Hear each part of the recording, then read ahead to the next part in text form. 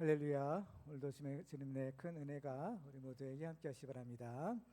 자, 오늘은 가정천국이라는 제목으로 또 함께 은혜를 나누고자 합니다. 5월은 가정의 달이라고 합니다.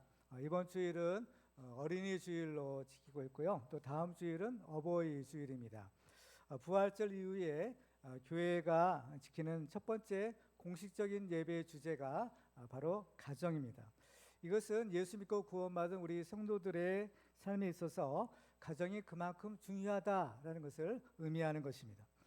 이 세상에서의 우리의 가정과 교회는 우리가 장차 들어갈 하나님 나라를 미리 맛보는 곳이고, 또한 동시에 하나님 나라의 백성으로서 훈련을 받는 곳이기도 합니다. 따라서 우리의 가정과 교회는 철저하게 성경적이어야 합니다.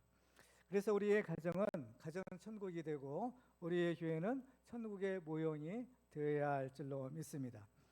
최근 우리 사회가 심각한 위기 상황에 이르렀다는 조짐이 몇 가지가 있는데요. 그 중에 하나가 가정의 위기입니다. 요즘에는 젊은이들이 결혼 자체를 잘 하지 않으려고 해서 가정이 잘 만들어지지 않고 있고요. 또 결혼해도 아이들을 낳지 않거나 또 심각한 이혼율로 인해서 가정의 붕괴와 해체라는 현상이 심화되고 있는 실정입니다. 그렇지만 우리 가정이 살아야 사회가 살 수 있고, 또 우리 가정이 살아야 교회가 살고, 우리 가정이 살아야 하나님 나라가 바로 세워질 수 있는 것입니다. 가정의 달을 맞이해서 우리는 성경적인 가정의 원리를 살펴보고, 우리의 가정마다 가정 천국이 되는 그런 축복의 주인공들이 다 되기를 주님의 이름으로 축원합니다. 자, 우리의 가정의 구조를 보면 이제 남편과 아내로 이루어지는 수평적인 구조와 또 아버지와 자녀로 이루어지는 수직적인 구조로 이루어지는 것을 보게 됩니다. 먼저 오늘은 남편과 아내로 이루어지는 수평적인 가정의 관계를 살펴보고 또 함께 은혜를 나누고자 합니다. 그러면 우리의 가정이 성경적인 가정이 되기 위해서는 어떻게 해야 될까요? 첫 번째로는 사명을 위하는 가정이 되어야 합니다. 성경적인 가정은 남편과 아내가 서로 돕는 배필로서 사명을 감당해야 합니다. 하나님께서 세상을 창조하실 때에는 하나님의 분명한 계획과 목적이 있었습니다. 특별히 우리 사람을 지으실 때 보면 우리 사람에게는 더 특별한 목적이 있었는데요. 창세기 1장 27절과 28절에 보면 그 장면을 이렇게 기록합니다. 제가 읽어보도록 하겠습니다. 하나님이 자기 영상 곧 하나님의 영상대로 사람을 창조하시되 남자와 여자를 창조하시고, 하나님이 그들에게 복을 주시며 하나님이 그들에게 이르시되 생육하고 번성하여 땅에 충만하라, 땅을 정복하라, 바다의 물고기와 하늘의 새와 땅에 움직이는 모든 생물을 다스리라 하시니라. 아멘.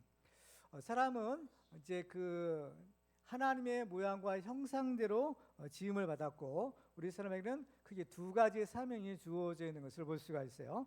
한 가지는 생육하고 번성하여 땅에 충만하라라는 것입니다. 그리고 또 한 가지는 바로 하나님이 지으신 피조물 세계, 곧 땅과 바다와 하늘에 있는 그 모든 생물들을 다스리라라는 것입니다. 그래서 하나님께서 사람을 만드실 때 보면 먼저 남자인 아담을 만드시죠. 그리고 그 다음에 이제 여자를 만드십니다. 그래서 창세기 2장 18절에 보면 이렇게 기록하고 있어요. 같이 읽어볼까요? 시작. 여호와 하나님이 이르시되 사람이 혼자 사는 것이 좋지 아니하니 내가 그를 위하여 돕는 배필을 지으리라 하시니라. 아멘. 이제 이것은 이제 두 번째 사람이죠. 여자를 만드실 때 이렇게 말씀하셨다는 겁니다. 하나님께서 여자를 만들 때 아담을 위하여 돕는 배필을 지으리라라고 하십니다. 그러니까 이 여자는 바로 이 아담의 사명을 돕는 자로서 지음을 받은 것이에요. 그러면 아담의 사명이 무엇인가요? 한 가지는 생육하고 번성하여 땅에 충만하는 것이다 라고 했습니다. 자, 생육하고 번성하기 위해서는 아담 혼자서 할 수가 있을까요? 남자 혼자서 아이를 낳을 수 있을까요? 없는 거죠. 그렇죠? 아이를 낳으려면 남자와 여자가 결혼을 해서 가정을 이루어야만 아이를 낳을 수가 있는 것입니다. 그래서 사람이 혼자 사는 것이 좋지 않다라고 하시는 거예요. 혼자 살면 물론 자유롭게는 살 수 있겠지만, 그러나 하나님 주신 사명을 감당할 수가 없는 것입니다. 그래서 남자에게는 반드시 이 여자라는 존재가 필요한 것이에요. 이제 그 남자와 여자가 결혼하게 되면 아이를 낳게 되는데, 근데 아이를 낳을 때 이제 해산의 고통이 있죠. 해산의 수고라는 것이 있습니다. 근데 이 해산의 수고는요, 사실 인간이 범죄한 이후에 생긴 거예요. 그렇죠? 이 범죄하지 않았을 때는 어땠을까요? 해산의 수고가 없었겠죠. 그러니까 이제 뭐 다른 동물들이라든지 이렇게 이제 새끼를 낳는 과정을 보면 어때요? 그 많은 새끼를 낳는데 그냥 별 힘 안 들이고 쑥쑥 잘 낳는 것을 보게 돼요. 물론 그런 과정에서 고통이 없는 것은 아니라고 합니다. 그렇지만은 사람처럼 그런 극심한 고통은 아닌 거죠. 그래서 사람이 아이를 낳을 때만 유독 그 여자들의 이 해산의 수고라는 고통이라는 것이 따르게 되는 겁니다. 그렇지만은 본래 하나님이 사람을 지으셨을 때는 이런 해산의 수고가 없었던 거예요.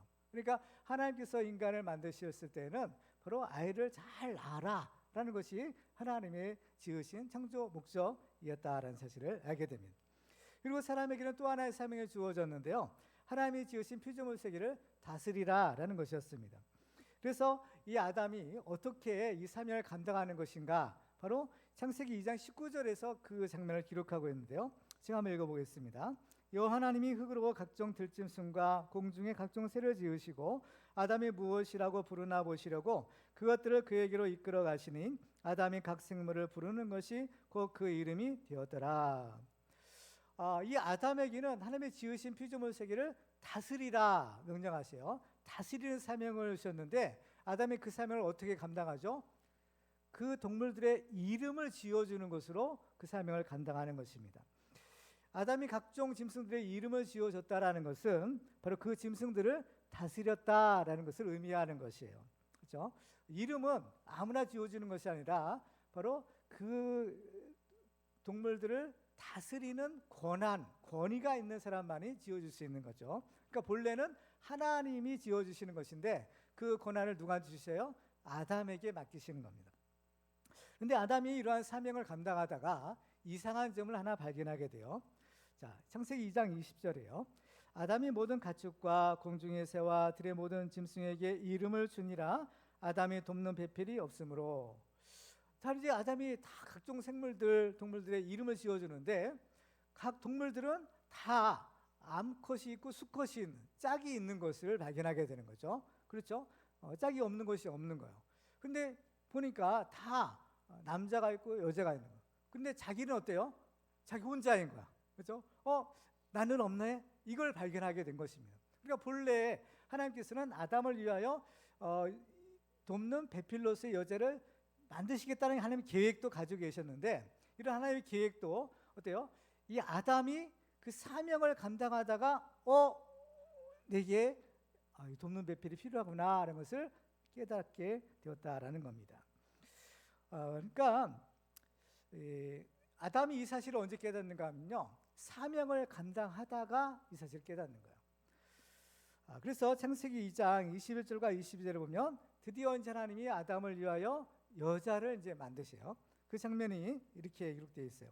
여호와 하나님이 아담을 깊이 잠들게 하시니 잠들매 그가 그 갈빗대 하나를 취하고 살로 대신 채우시고 여호와 하나님이 아담에게서 취하신 그 갈빗대로 여자를 만드시고 그를 아담에게로 이끌어 오시니. 자, 이 여자라는 존재는 남자도 물론 독특하지만 여자는 더 특별한 존재로 하나님이 지으셨다는 사실을 알게 됩니다. 하나님께서 모든 피조물 세계를 다 이제 만드시고 맨 마지막에 뭘 만들어요? 사람을 지으시잖아요. 그렇죠? 사람이 인간 모든 피조물 세계 창조의 절정인데 그 사람 중에서 먼저는 아담이라는 남자를 만들고 그 다음에 남자로부터 여자를 만든 거예요. 그러니까 하나님의 창조의 맨 마지막 절정이 누구냐면 여자인 겁니다. 하나님이 모든 피조물 세계를 만드신 맨 마지막에 여자를 만드신 거예요. 이거 뭐냐면은 하나님께서 여자를 제일로 존귀하게 최고로 멋지게 지으셨다는 얘기예요. 우리 여자 성도님들 많이 계시는데, 그죠? 자부심을 좀 가지시기 바랍니다. 여러분은 하나님이 지으신 최고의 절정품입니다. 어때요? 인정하시나요? 네. 당신 옆에 있는 분들 한번 얘기를 축복해 보세요. 당신은 하나님이 지으신 최고의 걸작품입니다.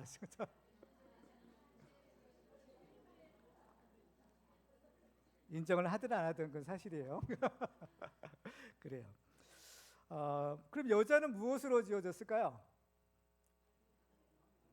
그렇죠?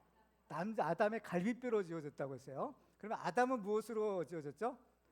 흙이요. 땅바닥에 있는 흙으로 남자는 짓고 여자는 어때요?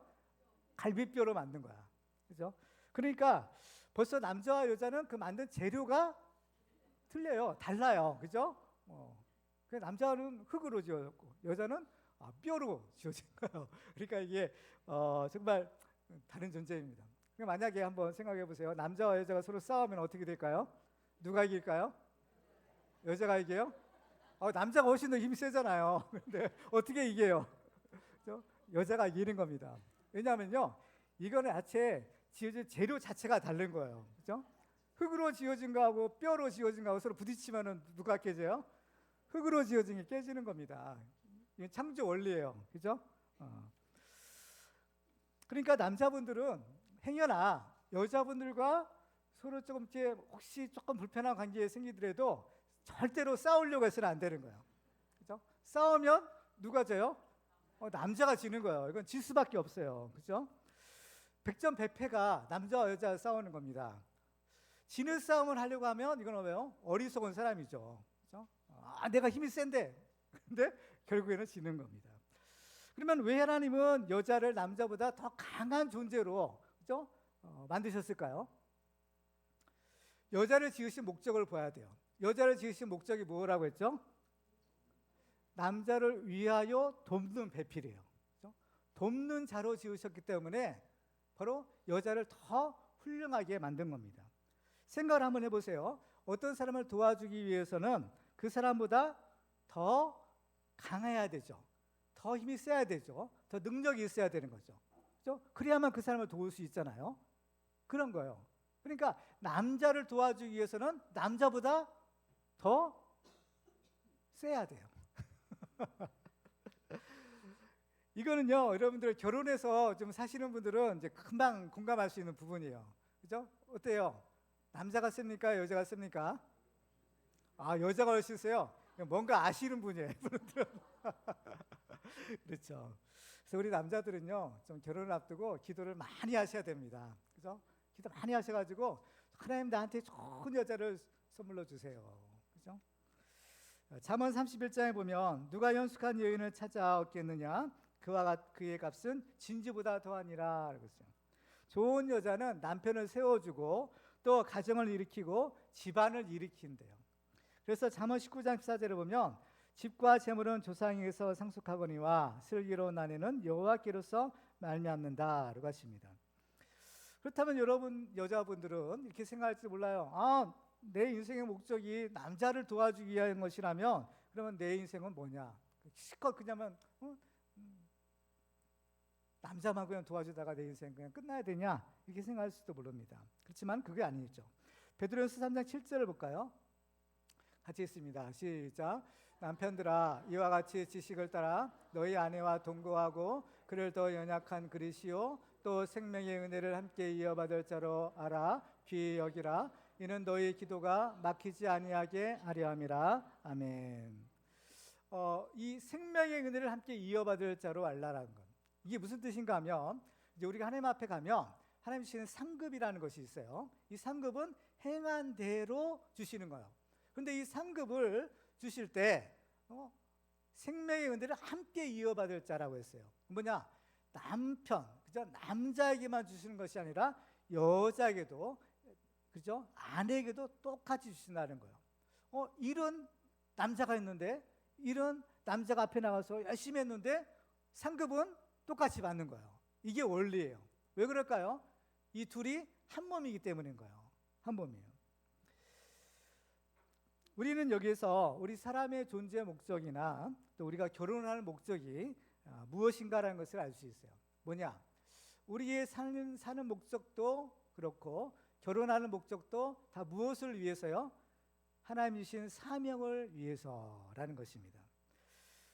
그러니까 우리는 하나님이 지으실 때 우리는 목적적인 존재로 지으신 거예요. 그래서 우리는 그 목적을 위해서 사는 존재인 겁니다.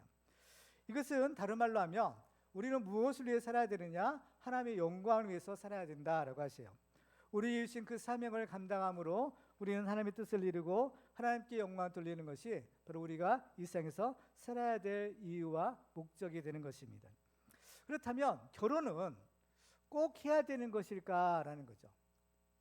하나님께서 결혼을 통해 주시는 축복이 있고 사명이 있는데 그럼 결혼은 꼭 해야 되는 것인가라는 거예요. 어떤 사람은 결혼을 통해서 하나님 주신 사명을 감당하는 사람도 있고 또 어떤 사람은 결혼이 아니라 혼자 사는 것으로 자기 사명을 감당하는 사람도 있는 것입니다. 예를 들어서 독신의 은사가 있어서 결혼 자체를 하지 않을 수도 있고요. 또 결혼을 했다가 사별이라든지 또 어떤 사정에 의해서 이혼을 해서 혼자 사는 경우도 있는 것입니다. 그 대표적인 사람을 우리는 성경에서 사도 바울을 들 수가 있어요. 사도 바울에 대해서 고린도서 7장 10절에 보면 바울이 이렇게 얘기합니다. 나는 모든 사람이 나와 같기를 원하노라. 그러나 각각 하나님께 받은 자기의 은사가 있으니 이 사람은 이러하고 저 사람은 저러하니라 라고 하세요. 바울은 평생 독신으로 살았던 사람입니다. 왜 독신으로 살았느냐? 바로 자기 사명에 충성하기 위해서. 그래서 하나님을 기쁘시게 하기 위해서 바울이 생각할 때 나는 결혼하지 않고 혼자서 열심히 하나님 일을 하겠다 이렇게 결심을 한 겁니다. 그래서 고린도서 7장 32절 이하에 보면 이렇게 얘기합니다. 너희가 염려 없기를 원하노라. 장가가지 않는 자는 주의 일을 염려하여 어찌하여 주를 기쁘시게 할까 하되 장가간 자는 세상 일을 염려하여 어찌하여 아내를 기쁘게 할까 하여 마음이 갈라지며 시집가지 않는 자와 처녀는 주의 일을 염려하여 몸과 영을 다 거룩하게 하려 하되 시집간 자는 세상 일을 염려하여 어찌하여 남편을 기쁘게 할까 하느니라. 그러기서 바울은 어때요? 차라리 나는 결혼하지 않고 열심히 하나님만 하겠다 이렇게 생각한 겁니다. 그렇지만 바울은 또한 얘기하기를 장가를 가는 것도 죄가 아니고 처녀가 시집가도 죄 짓는 것이 아니다라고 했어요. 특별히 이 독신의 은사가 없는 사람들은 그 음행의 죄를 피하기 위해서는 오히려 결혼하라라고 말합니다. 그래서 고린도서 7장 8절 이하에 보면 이렇게 말씀합니다. 내가 결혼하지 아니한 자들과 과부들에게 이르노니 나와 같이 그냥 지내는 것이 좋으니라. 만일 절제할 수 없거든 결혼하라. 정욕에 불같이 타하는 것보다 결혼하는 것이 나으니라. 결혼한 자들에게 내가 명하노니 명하는 자는 내가 아니요 주시라. 여자는 남편에게서 갈라서지 말고 만일 갈라섰으면 그대로 지내든지 다시 그 남편과 화합하든지 하라. 남편도 아내를 버리지 말라라고 하십니다. 그러니까요, 이 결혼에 대한 가르침을 보면 결혼을 하느냐 안 하느냐 이것이 중요한 것이 아니라는 겁니다. 그렇죠? 그러니까 중요한 것은 우리가 어떻게 하나님을 섬길 것이냐 그리고 하나님 주신 사명을 어떻게 감당할 것이냐라는 것이에요. 결혼해서 하나님 주신 사명을 감당할 수도 있고 결혼하지 않고서도 얼마든지 하나님의 사명을 감당할 수 있다라는 것입니다. 성경적인 가정은 한 남자와 한 여자가 만나서 결혼을 통해서 만들어집니다. 그래서 이 결혼이라는 것은 어떤 인간적인 그런 감정적인 차원이나 자기만을 위한 이기적 목적으로 하는 것이 아니에요. 성경적인 가정은 바로 하나님의 영광을 위해서 또 사명을 위해서 하는 것이 바로 결혼이고 가정이라는 것입니다. 그렇다면 그러한 가정은 하나님이 함께 하시고 하나님이 주시는 복을 받아 그야말로 가정 천국의 축복을 누릴 수 있는 것입니다. 따라서 독신의 은사가 있는 분은 더욱 주님을 더 기쁘시게 하는 일을 힘쓰시고 또 결혼의 사명이 있는 분들은 결혼을 해서 믿음의 대를 이어가고 또 믿음의 자녀들을 많이 만들어서 하나님 나라의 확장을 위해서 헌신해야 하는 것입니다. 그래서 이스라엘 백성 같은 경우에는 그 중요한 사명이 있었는데 그것은 바로 믿음의 자녀들을 낳는 것입니다. 메시아가 오실 때까지 그들에게는 이 믿음의 대를 지켜나가는 것이 굉장히 중요한 사명이었던 것입니다. 그래서 결국에는 그 이스라엘 아브라함의 후손에서 메시아이신 예수 그리스도가 탄생하시는 거죠.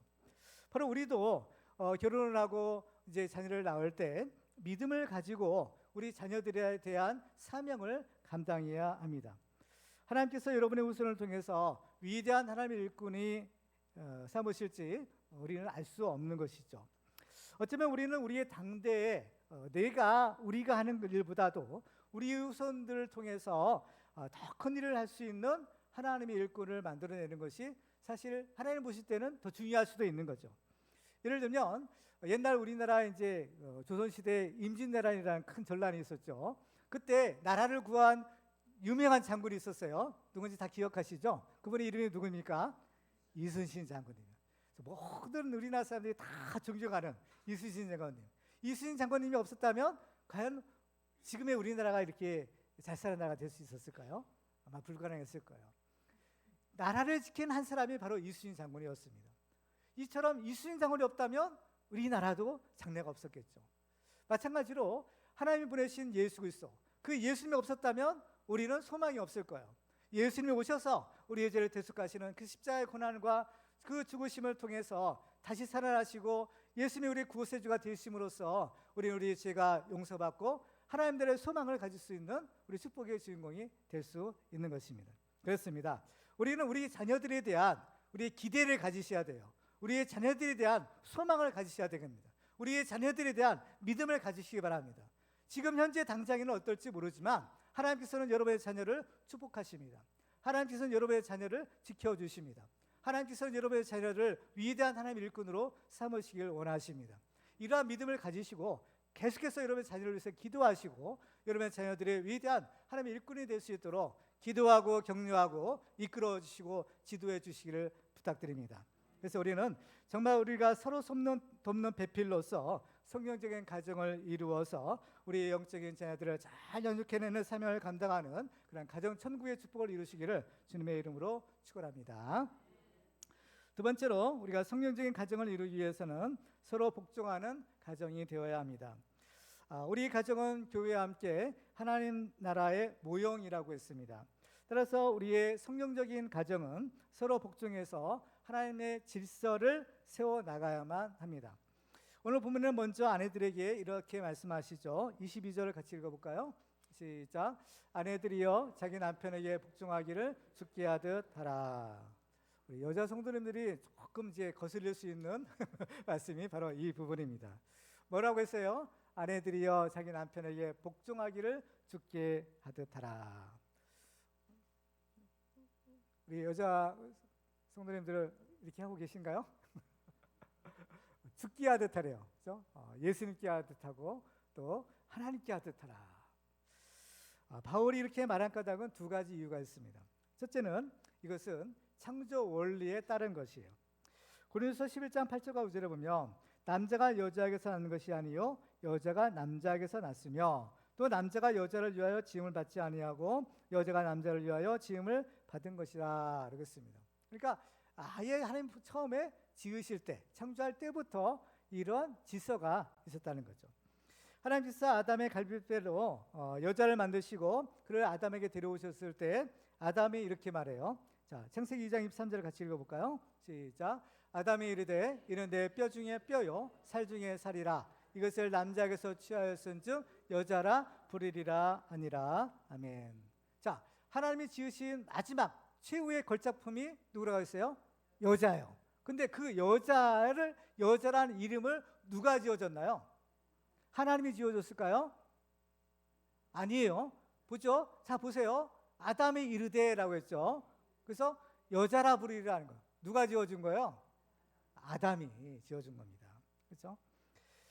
그러니까 이것은 이 여자도 아담이 다스리는 대상이었고 이 여자도 아담의 권위 아래 있었다라는 것을 의미하는 것입니다.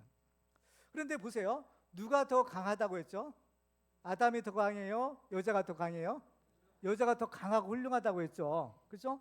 그런데 그 훌륭한 여자가 그보다 조금 못한 남자의 권위 아래에 있는 거야. 누가 하신 거예요? 하나님이 그렇게 하신 거예요. 그렇죠? 우리는 여기서 하나님 나라의 원리를 발견할 수가 있는데요. 그것은 큰 자가 작은 자를 섬기고 강한 자가 약한 자를 섬기는 나라인 거예요. 예수님의 제자들이 12제자가 가까운 사도들이 있었잖아요. 근데 그 제자들이 서로 싸웠어요. 왜 싸웠을까요? 누가 큰 자가 되냐, 누가 높은 자가 되느냐 이거 가지고 싸웠는데 예수님이 뭐라고 하셨을까요? 마가복음 10장 42절 이하를 같이 읽어볼까요? 시작. 예수께서 불러다가 이르시되 이방인의 집권자들이 그들을 임의로 주관하고 그 고관들이 그들에게 권세를 부리는 줄을 너희가 알거니와 너희 중에는 그렇지 않을지니 너희 중에 누구든지 크고자 하는 자는 너희를 섬기는 자가 되고 너희 중에 누구든지 으뜸이 되고자 하는 자는 모든 사람의 종이 되어야 하리라. 인자가 온 것은 섬김을 받으려 함이 아니라 도리어 섬기려 하고 자기 목숨을 많은 사람의 대속물로 주려 함이니라. 아멘. 제일 크고 높은 분이 누구예요? 예수님이잖아요. 그러니까 예수님 자신도 하나님 나라에서는 최고 높은 분인데 이 땅에 오셨을 때는 제일로 낮은 곳에 오시고 제일 천한 모습으로 오셨다가 우리 사람을 섬기는 삶을 사신 거예요. 그렇죠? 그러니까요, 이 하나님 나라의 원리와 이 세상 나라의 원리는 조금 다르다는 것이에요. 오히려 역전이라는 거예요. 그렇죠? 역전이에요. 그러니까 우리가 하나님 나라에 가면 조금 놀랄 만한 일들이 많이 생길 겁니다. 왜냐하면 다 이 세상의 질서와 서로 역전의 원리가 그 하나님 나라의 원리이기 때문인 거죠. 그러면 하나님 나라에서는 누가 제일 클까요? 이 땅에서 제일로 낮은 자, 이 땅에서 제일로 많이 섬기는 사람, 이 사람이 하나님 나라에 가면 제일로 큰 자가 되는 겁니다. 그렇죠? 그럼 보세요. 자, 이 땅에서는 자, 남편과 아내 중에서 누가 섬겨요? 아내는 그 남편을 돕는 배필로 주셨으니까 주로 아내분들이 많이 섬기시겠죠. 근데 하나님 나라에 가면 어떻게 될까요? 많이 섬기면 섬길수록 하나님이 높여주셔. 그 어때요? 역전이 되는 겁니다. 남자분들 너무 좋아하지 마세요. 하나님 나라에 가면 이게 역전이 된다는 것을 우리가 아셔야 되는 겁니다. 여자분들도 마찬가지예요. 나는 맨날 섬기기만 해. 이게 뭐 불공평해. 하지만 하나님 나라에 가면 하나님이 높여주시는 거예요. 제일로 높여주시는 겁니다. 그렇죠? 우리가 들어갈 하나님 나라는 하나님이 주인 되시고 하나님이 정하신 질서가 있는 곳이에요. 그래서 고린도서 11장 3절에 보면 그러나 나는 너희가 알기를 원하노니 각 남자의 머리는 그리스도요 여자의 머리는 남자요 그리스도의 머리는 하나님이시라라고 하십니다. 따라서 우리는 이 하나님이 정하신 이 권위 또 이것을 인정하고 하나님이 세우신 질서를 잘 지킬 필요가 있는 겁니다. 왜 이것이 중요하냐면 하나님 나라는 겸손한 사람만이 들어갈 수 있기 때문인 거예요. 교만한 사람은 어떨까요? 교만한 사람은 하나님이 세우신 권위도 무시하고 하나님의 질서도 파기하는 겁니다. 이 모든 교만의 뿌리가 이게 심각한 것은 그것이 바로 마귀요 사탄이기 때문인 거예요. 하나님이 제일로 싫어하시는 것이 무엇인가 하면 교만이고 불순종인 것입니다. 왜냐하면 이것이 바로 마귀의 속성이기 때문인 것입니다. 따라서 우리가 교회에서 신앙생활을 하는 것이나 우리가 가정에서 사는 것은 다 하나님 나라에 들어가기 위한 하나의 훈련의 과정이라고 볼 수가 있는 것입니다. 그래서 베드로는 아내가 자기 남편에게 순종하는 것이 영적으로 자기를 단장하는 것이고 이것은 선을 행하는 것이라 했어요. 베드로전서 3장 5절과 6절에 보면 전에 하나님께 소망을 두었던 거룩한 부녀들도 이와 같이 자기 남편에게 순종함으로 자기를 단장하였나니 사라가 아브라함을 주라 칭하여 순종한 것 같이 너희는 선을 행하고 아무 두려운 일에도 놀라지 아니하면 그의 딸이 된 것이니라 라고 하십니다. 자, 아내가 이렇게 하나님의 그 질서에 따라 또 이 순종하는 섬기는 삶을 잘 살게 되면 어떻게 될까요? 그 아내를 통하여 그 집안의 복을 받는데 특별히 다 예수 믿고 구원받는 축복을 받게 되는 겁니다. 베드로전서 3장 1절과 2절을 우리 큰 소리로 한번 같이 읽겠습니다. 시작. 아내들아 이와 같이 자기 남편에게 순종하라. 이는 혹 말씀을 순종하지 않는 자라도 말로 말미암지 않고 그 아내의 행실로 말미암아 구원을 받게 하려 함이니 너희의 두려워하며 정결한 행실을 봄이라. 아멘. 믿지 않는 남편을 구원하기가 참 어렵습니다. 그렇죠? 물론 믿지 않는 아내를 구원하는 건 더 어려워요. 그런데 방법이 있는 거예요. 뭐예요? 너희의 말이 아니라 행실을 보고, 이겁니다. 말이 아니라 행실이요. 무슨 행실일까요? 하나님의 말씀대로 섬기는 분이에요. 그렇죠? 그렇게 하면 남편도 구원할 수 있고 또 가족도 다 구원할 수 있는 것입니다. 근데 이런 복종을 하려면 어때요? 전제 조건이 있죠.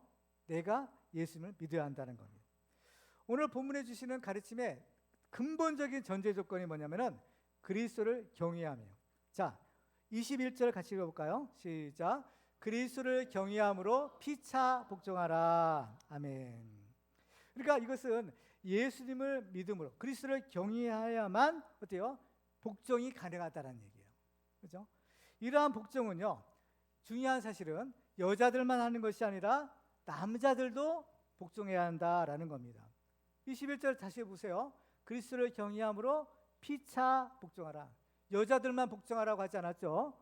피차 복종이에요. 피차 복종하라는 말은 어때요?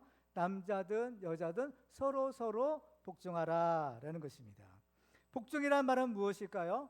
내가 원하는 것뿐만 아니라 내가 원치 않는 것, 내가 좋아하는 것뿐만 아니라 내가 싫어하는 것도 어때요? 따르는 거예요. 순종하는 것입니다. 그렇죠? 그러니까 우리의 이 복종이라는 것이 참 중요한 겁니다. 그렇죠? 하나님 나라의 질서는 이 복종을 통해서 이루어지는 것이에요.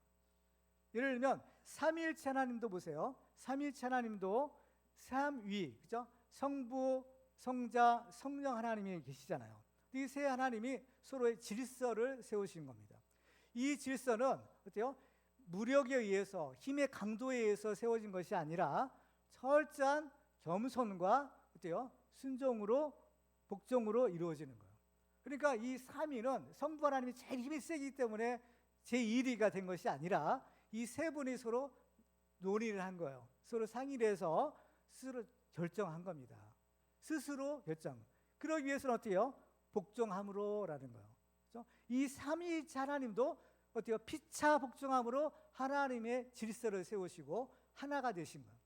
마찬가지예요. 하나님 나라도 이 세상의 교회도 마찬가지예요. 힘이 있다고, 돈이 있다고 서열이 세워지는 것이 아니라는 겁니다. 이것은 철저한 어때요? 겸손과 피차 복종함으로 스스로 질서를 세워나가는 것이 교회의 질서요, 가정의 질서인 겁니다. 그 때문에 가정에서도 남편이 그 가정의 머리라고 했어요. 그 남편이 머리인 것은 힘이 세다고 머리를 삼으신 것이 아니라는 겁니다. 이건 하나님의 주권적인 선택인 문제인 거예요. 다만 하나님이 정하신 그 권위를 우리가 얼마나 인정하고 하나님 나라의 질서를 얼마나 세우느냐, 이것이 중요한 문제인 것입니다. 그렇기 때문에 우리는 이 세상에서 살아가면서 가정의 질서를 하나님의 나라의 질서로 세워야 되는 것이고, 교회의 질서도 하나님 나라의 질서로 세우고, 또 더 정말 바라기는 이 사회와 나라의 질서도 하나님의 나라의 질서가 세워지도록 노력해야 하는 것입니다. 그렇습니다.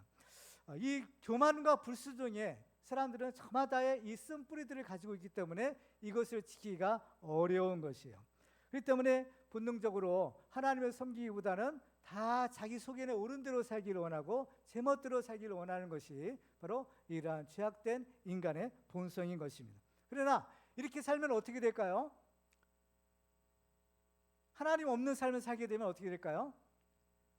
창조 이전의 상태로 돌아가는 거예요.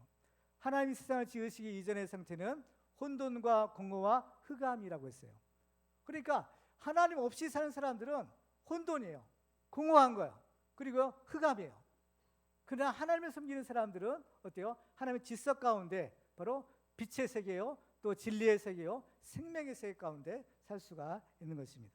우리는 하나님의 뜻에 죽기까지 순종하시는 그 예수 그리스도를 경외함으로 피차 복종함을 배워 하나님 나라의 질서를 우리 가정에 세우는 축복의 주인공들이 다 되기를 주님의 이름으로 축원합니다. 마지막으로 우리 성경적인 가정을 이루기 위해서는 서로 사랑하는 가정이 되어야 합니다. 성경적인 가정은요, 서로 사랑함으로 하나가 되는 가정이에요. 자, 25절을 같이 읽겠습니다. 시작. 남편들아, 아내 사랑하기를 그리스도께서 교회를 사랑하시고 그 교회를 위하여 자신을 주심같이 하라. 아멘. 자, 아내들은 그 남편을 어떻게 해요? 존경하고 또 복종하라 라고 하셨는데, 남편들은 아내를 어떻게 해요? 사랑하라는 거예요. 얼마큼 사랑해요? 그리스도께서 교회를 위하여 자기를 주심같이. 이게 뭐예요? 예수님이 자기 생명을 바쳐 교회를 사랑하신 거예요. 여러분들, 우리 남편들은 여러분들 아내를 사랑하는데 여러분 목숨 다해서 사랑하십니까? 대답이 없으시죠? 사랑하십니까? 사랑하겠습니까? 그러면 이렇게 물어봐야 돼요. 사랑하겠습니까? 아내분들이 여러분들을 이렇게 돕는 배필이 되기 위해서는요, 그렇죠? 남편분들이 먼저 해야 될 일이 있어요. 그건 뭐냐면은 사랑하는 거예요. 얼마큼 사랑해요? 내 목숨보다 더 사랑해야 되는 거예요. 그래야만 아내의 그 돕는 순종을 우리가 받을 수 있는 겁니다. 이 서로가 상호간의 관계인 거예요. 그만큼 여러분 한번 사랑해 보세요. 정말 진짜 사랑해 보세요. 그러면 이렇게 사랑을 받는 아내분들이 어떻게 하겠어요? 그 남편을 존경하겠죠. 안 그래요? 마찬가지인 겁니다. 그렇습니다. 사랑은 오온율법의 근본 정신이라고 했어요. 바로 오온율법과서 이제 강령이 사랑인 것. 하나님 사랑, 이웃 사랑. 이 사랑인 겁니다. 그렇죠? 그 특별히 왜 이 사랑이 중요한가 하면 우리가 서로 사랑할 때 하나가 될 수 있기 때문인 거예요. 이 사랑은 신비가 있습니다. 사랑은요, 신비한 능력이 뭐냐면은 서로 사랑하면 둘이 어떻게 해요? 하나가 되는 거예요. 하나가 돼요. 자, 그래서 창세기 2장 24절과 25절에 보면 같이 읽어볼까요? 시작. 이러므로 남자가 부모를 떠나 그의 아내와 합하여 둘이 한 몸을 이룰지로다. 아담과 그의 아내 두 사람이 벌거벗었으나 부끄러워하지 아니하니라. 아멘. 처음에는 옷을 입지 않았나 봐요. 그렇죠? 옷을 입지 않았어요. 근데 옷을 입지 않았지만 부끄러워하지 않았다는 거예요. 왜 부끄러워하지 않았을까요? 첫째는 그때는 죄가 없었어요. 죄가 없었으니까 부끄러움도 없었겠고, 또 한 가지 이유는 둘이요 뭐가 됐다고 했어요? 24절에 보면 한 몸이 됐다는 거예요. 한 몸이 되니까 그렇죠? 부끄러울 것이 없는 거예요. 그렇죠? 한 몸이라고 생각해 보세요. 여러분들은 이제 저녁 때 일하고 나서 이제 집에 들어가면 이제 샤워를 하죠. 씻는데 씻을 때 어떻게 해요? 옷을 다 입고 씻나요? 아니면 옷을 벗어야 되겠죠. 옷을 벗고 이제 샤워실에 딱 들어가면 여러분들 옷을 이제 자기 몸을 볼 때 부끄럽나요? 안 부끄럽나요? 안 부끄러워요. 왜요? 내 몸이기 때문에. 내 몸이기 때문에 안 부끄러운 겁니다. 마찬가지요. 이 아내와 남편이 벌거벗었지만 어때요? 한 몸이라는 거예요. 한 몸이기 때문에 부끄러울 수가 없는 겁니다. 그렇죠? 하나야. 하나인 것을 알아야 되는 거예요. 그래서 성경적인 가족은요, 서로 사랑해서 하나가 되는 것입니다. 그래서 이 하나가 된다는 것은 뭐냐면은 육체적으로도 하나가 돼요. 그렇죠? 한 몸이 된다는 것은 육체적으로도 하나가 되는 것이고, 그 다음에 두 번째는 정신적으로도 하나가 돼야 돼요. 서로의 가치관, 사고방식 이게 같아야 되는 거예요. 그리고 또 한 가지 가장 결정적인 것은 영적으로 하나가 돼야 되는 거예요. 이거는 신앙이 같아야 된다는 겁니다. 그러니까 하나님의 결혼의 원리가 남자와 여자가 결혼해서 한 몸이 되라, 하나가 되라라는 것인데, 그러기 위해서는 물론 육체적인 결합도 있어야 되지만 정신적으로 하나 되고 영적으로 하나 되고 같은 신앙 가져야 된다는 겁니다. 그래야만 진정으로 이 가정이 축복이 이루어지는 거예요. 그래서 이것이 바로 교회와 그리스도의 관계라고 했어요. 오늘 본 31절과 32절에 보시면 이렇게 말합니다. 그러므로 사람의 부모를 떠나 그의 아내와 합하여 그 둘이 한 육체가 될지니 이 비밀이 크도다. 나는 그리스도와 교회에 대하여 말하노라. 그러니까 교회와 그리스도의 관계가 남편과 아내의 관계로 지금 비유를 하는 거죠. 마찬가지로 교회와 그리스도는 하나라는 거예요. 하나요, 하나. 이 한 몸을 이루는 지체들은 어떨까요? 서로 싸울까요? 싸우지 않을까요? 안 싸워요. 그죠? 싸우면 자기 손해야. 그죠? 그래서 오른손과 왼손이 서로 막 부딪혀 보세요. 서로 싸우면 누가 아파요? 자기가 아픈 거죠. 그래서 이 싸움에서 이겨도 손해야. 왜냐면은 자기가 아프기 때문인 거예요. 남편과 아내분 가끔 이렇게 티격태격하고 부부싸움도 하시잖아요. 그 뭐 부부싸움은 칼배기라고 하지만 부부싸움은 전혀 백해무익인 겁니다. 왜 그럴까요? 가끔 싸우시는 분들이 이렇게 있으실 텐데, 그렇죠? 이거 잘 들으셔야 돼요. 그렇죠? 싸우면 누구 손해요? 내 손해야. 왜? 상대방을 괴롭히고 상대방을 아프게 하면 누가 아픈 거예요? 내가 아픈 거예요. 가끔은 남자분들이 그 아내분들 속을 썩여요. 그렇죠? 속을 바글바글 썩이는데 저도 좀 가끔 그렇지만, 근데 이러면 결국 어떻게 해요? 누구 손해요? 내 손해야. 내 손해인 겁니다. 그래가지고 자 보세요. 에베소 오늘 보면 29절과 3절에 보면 누구든지 언제나 자기 육체를 미워하지 않고 오직 양육하여 보호하기를 그리스도께서 교회에게 함과 같이 하나니 우리는 그 몸의 지체임이라. 그러면서 28절에요. 자, 28절 같이 읽어볼까요? 시작. 이와 같이 남편들도 자기 아내 사랑하기를 자기 자신과 같이 할지니 자기 아내를 사랑하는 자는 자기를 사랑하는 것이라. 아멘. 그러니까 우리 남편분들이 아내를 많이 사랑하면 사랑할수록 누구를 사랑하는 거예요? 자기를 사랑하는 거야. 그 사랑이 결국 누구한테 와요? 자기에 돌아오는 거야. 이게 사랑의 원리예요. 그래서 사랑은 먼저 받으려고 하지 않고 어떻게 해요? 먼저 베풀어야 되는 거예요. 먼저 받으려고 하니까 문제예요. 먼저 주세요. 사랑은 먼저 줘야만 그것이 자기에게 돌아오는 겁니다. 그래서 이게 사랑의 원리인 거죠. 사랑하면요, 궁극적인 축복이 뭐냐? 하나가 될 수 있는 거예요. 남편과 아내가 하나가 될 수 있고, 또 가정이 하나가 될 수 있고, 또 예수님과 우리가 하나가 될 수 있고, 우리가 하나님과 하나가 될 수 있는 축복이에요. 요한복음 10장 보면 예수님의 대지상적 기도가 있어요. 예수님께서 우리에게 그 기도를 우리가 들을 수 있도록 기도하신 목적이 있었다고 했어요. 그건 뭐냐? 하나가 되게 하렵니다라는 거예요. 우리가 서로 하나가 되고, 그리고 예수 그리스도를 통해서 하나님과 하나가 되게 하기 위해서 예수님께서 그 기도를 들으셨다라고 하는 겁니다. 근데 그 하나가 되기 위해서는 어떻게 해야 돼요? 서로 사랑하는 것입니다. 사랑해요. 그래서 오늘 보면 맨 마지막 결론도 뭐라고 하세요? 33절 같이 읽어볼까요? 시작. 그러나 너희도 각각 자기 아내 사랑하기를 자신같이 하고 아내도 자기 남편을 존경하라. 아멘. 그렇습니다. 바로 우리도 그리스도께서 이 교회를 사랑하신 것이 서로 사랑함으로 우리의 가정이 하나가 되고 우리의 교회가 하나 되는 그런 축복의 주인공들 되기를 주님의 이름으로 축원합니다. 이제 말씀 뵙겠습니다. 오늘 우리는 성령님 가정을 이루게 한 비결들을 살펴보았습니다.